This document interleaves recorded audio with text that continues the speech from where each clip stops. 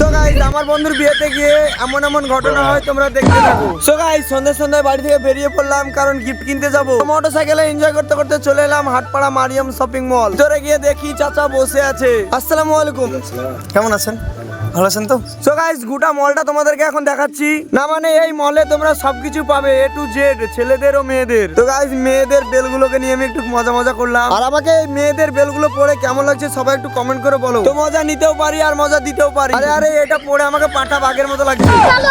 তো এখানে কত সুন্দর ছেলেদের বুটগুলো আছে। তোমরা যদি নিতে চাও হাটপাড়া মারিয়াম শপিং মল আসো। তো আমরা নিতে এসেছি গিফট, আর ওই ফাঁকে তোমাদেরকে সবকিছু দেখিয়ে দিলাম। তো আমার এই গিফটটা এখন প্যাকিং হচ্ছে, প্যাকিং করছে অনেক সুন্দর করে। তো এখন প্যাকিং কমপ্লিট। তো প্যাকিংটা খুব সুন্দর হয়েছে। তো এখন তাড়াতাড়ি বিলটা করে নেবো, তারপরে বন্ধুর বাড়ি চলে যাবো। তো বিয়ে বাড়ি এসে দেখি লাইট দিয়ে গেট সাজানো আছে, আর আমার মনে হচ্ছে আমার বিয়েতে এরকম গেট আর হবে না। তারপর চলে এলাম আমি বন্ধুর কাছে থাল খাওয়াতে, আর বন্ধুটা বসে আছে গরুর মতো খাওয়ার জন্য। তো আমি খাওয়াতে যাচ্ছি আমার বন্ধুকে। তো আমার বন্ধু আমাকে বিশ্বাস করছে না, কারণ আমি যদি তাকে ঠকিয়ে দিই সেই ভয়ে খাচ্ছে না। অনেকক্ষণ বলার পরে সে খেয়ে নিচ্ছে। তো খাবারটা খেয়ে নিয়েছে আর আমাকে বিশ্বাস করতে লেগেছে। এইবার টাইম এসেছে ওকে এবার ঠকানো। তো ঠকানোর জন্য কাজু বাদাম নিয়ে নিলাম, আর বন্ধুটা মনে করছে সত্যি খাওয়াবে, কিন্তু লাস্ট ঠকিয়েই দিলাম। তারপর আমার বন্ধু পেঁচার মতো আরে ওটা কি করছে? এটা হচ্ছে বন্ধুর পরিচয়, বুঝেছো তো? অনেক হাসি মজা করার পর একটু শান্তিভাবে খেতে বসলাম। তো ভিডিওটা এই পর্যন্ত, যদি ভালো লেগে থাকে তাহলে ফলো করো। পর নেক্সট ভিডিওতে দেখা হচ্ছে।